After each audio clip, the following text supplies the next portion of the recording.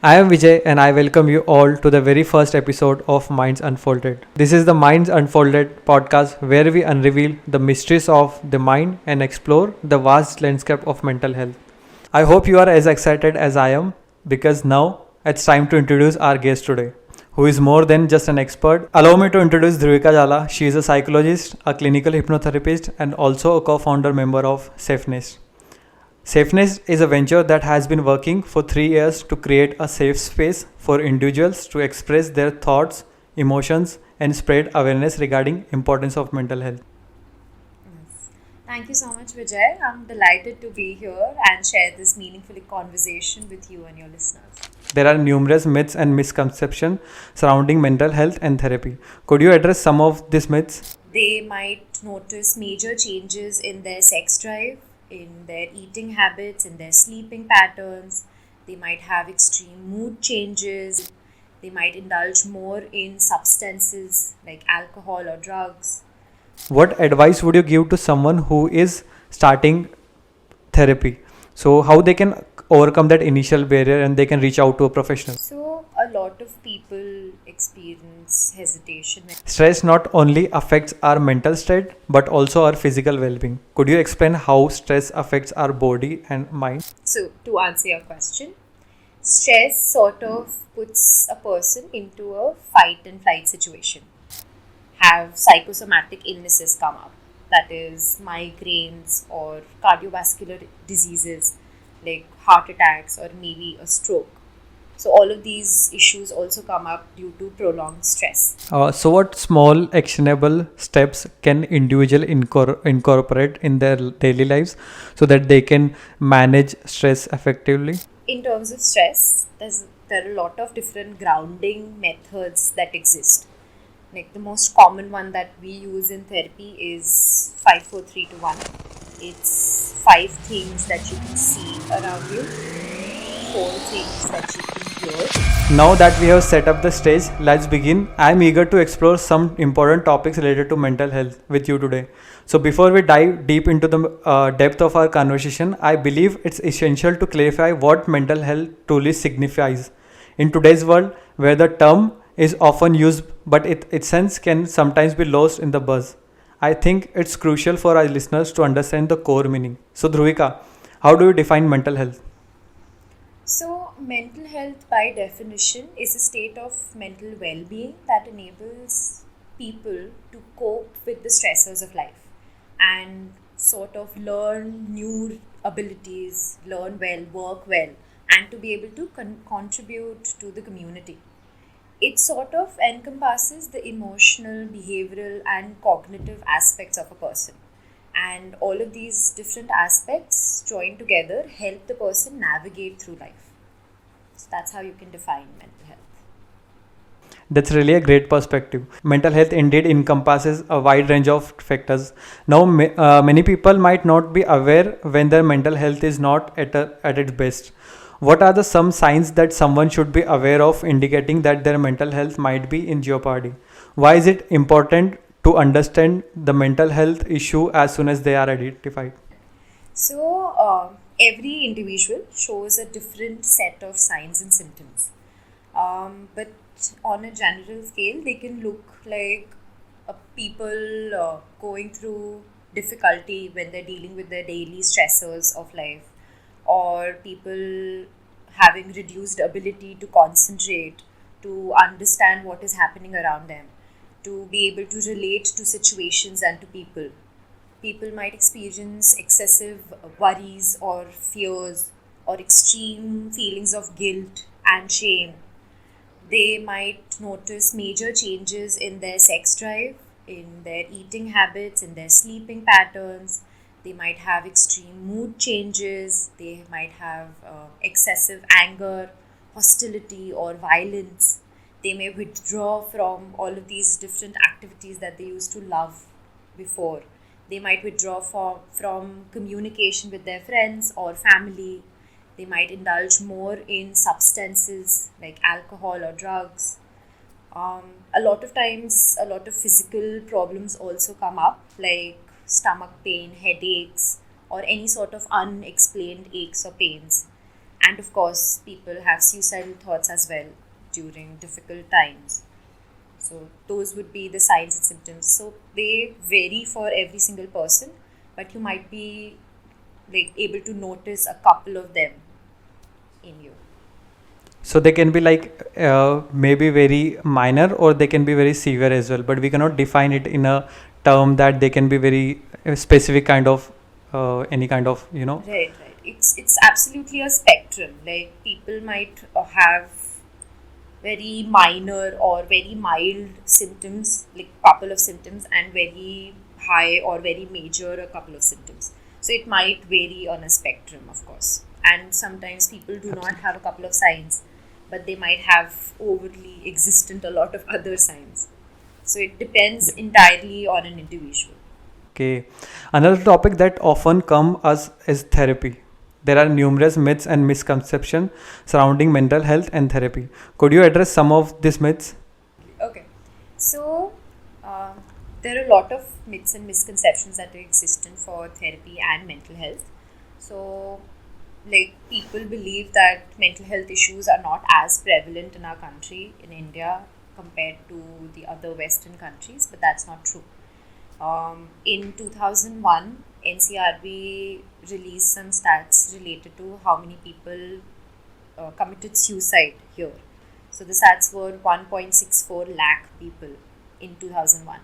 So it is a prevalent issue. It's just people lack awareness to actually recognize them as mental health issues, which causes a lot of problems when it comes to asking for help. A lot of times people believe that mental health issues are related to being lazy or being weak, but they actually do not work like that. A lot of mental health issues come from biological factors, they come from life experiences of trauma or a history of abuse, or mental health illness might also travel in heredity. So there are a lot of factors that actually dictate as to what is going to cause mental health issues in the future. So they are very prevalent, and it is not just related to being lazy in a particular, like on a particular day.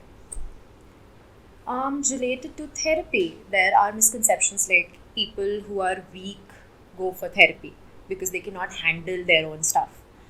But of course, that's also not true.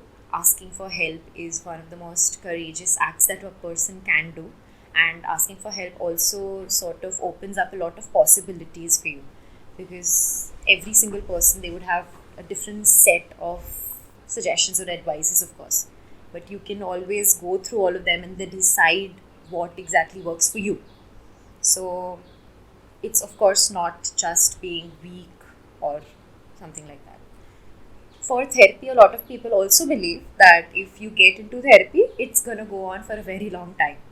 So we understand that therapy is a long process, of course, because there is like the full procedure that is required to be followed. But imagine, like you have been following the same pattern of thought and behavior for 20 plus years. So of course you would require time to understand, to analyze all of these different patterns and then make changes that would be more functional and effective for you now. So it does take time, but it does not go on forever. It is more dictated by the client's goals and the things that they would want to change. Yeah, so like it was just regarding the mental health and uh, therapy. So could you enlighten our listeners on what therapy truly entails and how it actually works, like how the therapy works, if someone wants to know from the very base and very scratch that how it works and how. Okay, so for therapy, there are a lot of different approaches that exist, of course. So every single therapist would have a different approach that they would follow through therapy. You can always look for the kind of therapist that works well with you, of course, and the kind of approaches that work well with you. So every single approach also has a different sort of procedure that they follow, but the basic or a more generalized idea would be when a client comes in, the therapist does not know anything about that client. So the initial parts of therapy are more dictated in terms of who the client is, to understand them a little bit better.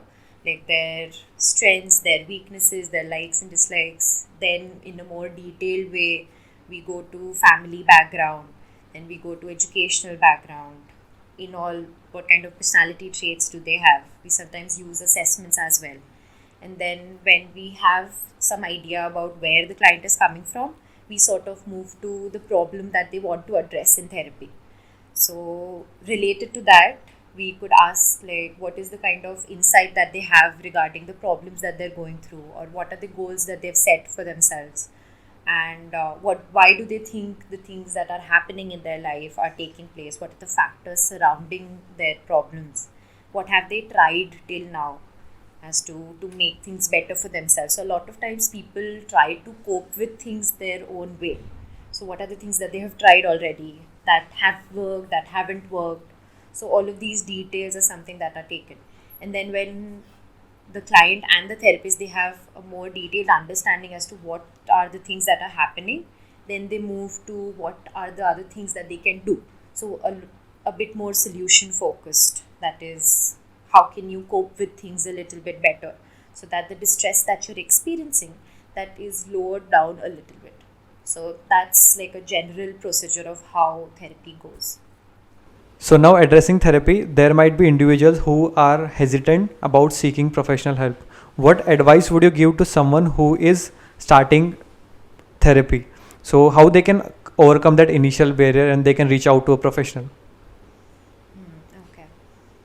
So, a lot of people experience hesitation when they first want to ask for help. As you mentioned, that asking for help is a huge task for a lot of people. So, this hesitation can be overcome sort of in a way if you talk to people around you who have been through therapy. So, they could tell you exactly what goes on, or you could do your own research as well, that is going on the internet, to find out what are the different approaches that people use, or what is included in the procedure of therapy or something like that. And a good way would be to actually set up a call with your therapist, like your prospective therapist. You can always text them that I would want to get on a call to understand the process a little bit better, to talk to you, to see if we can work together, and whether we'll work well or not. So that initial conversation could actually ease a person's hesitation a little bit, and it sort of comes on the therapist, like it becomes their responsibility to listen to you, your concerns regarding therapy, what is the hesitation that exists, and your therapist could actually help you get through it, and they would help you understand what the procedure would be, and to understand the client situation as well. I absolutely agree with this, because it's better to take a step rather than just thinking and not going anywhere while suffering. So it's better if you are suffering, just take a step, go out and talk to a therapist. And Absolutely. there is one of the misconception also, that people think that if we'll speak in front of therapist and if we'll opens up in front of therapist, they might judge us, because some or the other way they are also human beings. So this is also one of the barrier many people face in terms of opening up. So how Absolutely. do you deal with that kind of situation when you think that the patient is not opening, and they are not able to open, and they don't know what exactly they are suffering from, and something like that? So, trust is an absolutely important part in therapy, of course. If there's trust, then the client will be able to open up as to what are the things that are going on in their life, as to what are the problems they're actually facing. And that's the fundamental information that we need for therapy as well. But if trust does not exist, they can always come up to their therapist and tell them that I'm not able to open up as much as I want to, or something like that. And they can ask for help to their therapists as well. And sometimes there could be a possible situation where maybe the kind of approaches that the therapist is using, or the therapist actually uses in therapy, are not matching with what you want to work on. You can address that as well. You can talk about anything in the therapy session, and you can tell them that I'm not able to trust you, and they will understand, because that's what they're there for. And if someone is think that therapy is not working for them, then what should they do at that time?